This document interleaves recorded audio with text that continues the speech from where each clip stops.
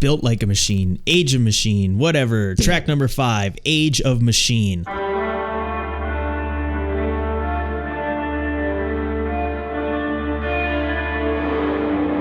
I love the cool creeping guitar that comes in from the background. It's not very busy at all. It kind of reminds me of John Lennon's Love, with the slow creeping, crawling piano piece that comes out of nowhere. I just really like the aspect that they use in Age of Machine here to start it off with. It kind of gives a little more depth to it, and notes are kind of just bouncing off of each other when you really listen intently. What I like about this intro is that it's drawn out this time. It doesn't rush into a jam. It doesn't rush into a verse right away. It really takes its time and establishes this song as something different than we've heard before, because the lyrics don't start until a minute into this song. So they really take their time just letting this one breathe. Yeah, definitely. And right around 38 seconds, you hear kind of Josh kind of screaming, and it's in this spot. And you just kind of don't know where the song is going yet. And it's kind of cool to have those vocals to kind of make you feel familiar, but you still don't know where you're going. So I think it's good placement there. But overall, I think Josh screams a little bit too much throughout the whole album. But I thought this placement was a very good placement, actually, because it fit the song perfectly, because it gives you some comfortability, but you also don't know where this is going. That's interesting. I actually appreciated a little bit more of his screaming and how every fourth line he would up the intensity of what he was singing about. Like if you start at 112 for that line in this electric tomb, and how he emphasizes tomb, and then he does it for the later line for Interstellar Shores and emphasizes shores, and there's that pause between electric and tomb and Interstellar and Shores, and he belts them out. I actually really liked that dynamic that he was bringing there.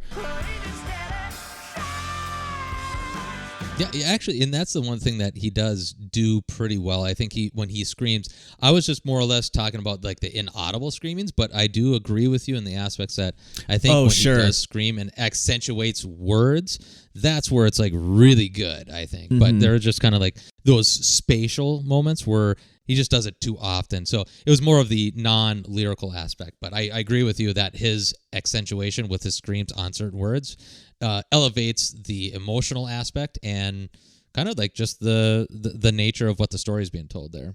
Yeah, I see what you're saying there, just about the kind of like non-lyric singing. He does do that a lot. And, it's like he just gets into the studio and just kind of riffs. So I'm curious, like, if he wants that to be in there, because like maybe there should be like a production manager who's like, yeah, do your thing, but we might cut some of it out. But they leave a lot of it in there. I don't mind it as much, but I have heard that criticism not only from you, but from other people as well. They're like, he does too much of that like vocal riffing, and it's a little too much for me. And so I get it. It makes sense. I would actually love to see him beatbox with that vocals. That'd be awesome. Just come up with random shit like that. So the first chorus of this song doesn't start until 3 minutes and 30 seconds in. So a lot of tease, a lot of tension, a lot of build up to finally get to that chorus 3 minutes and 30 seconds in. And again, this is another example of cool, strong structure, cool song structure, and just designing songs a little bit differently and creating more of a path than less of a circle. So I think it was really cool how they just basically teased and waited to get to that chorus, and how anthemic it sounds, because it's been such a journey to get there. Just with that simple, like the words are simple for emphasis, feeling, oh God, the feeling, we need some healing, and then that emphasis on God knows in the next line. I think it's pretty powerful stuff.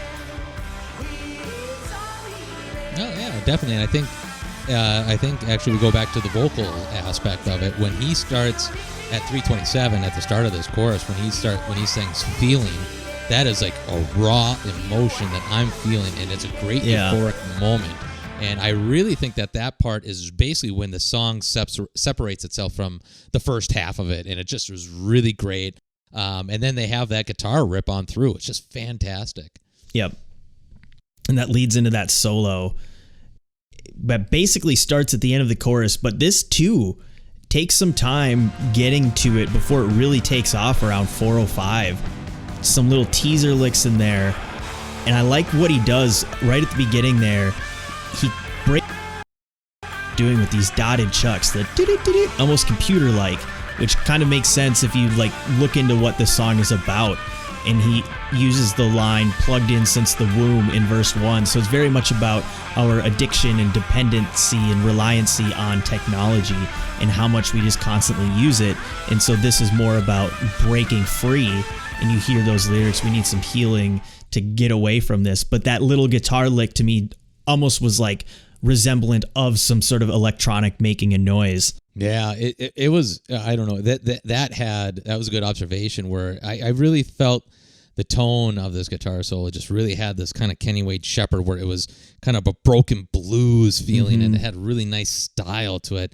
Really filled in nicely where I hadn't heard that actually from them before. It just really stands out pretty fucking well. Yeah, and it just fucking shreds it.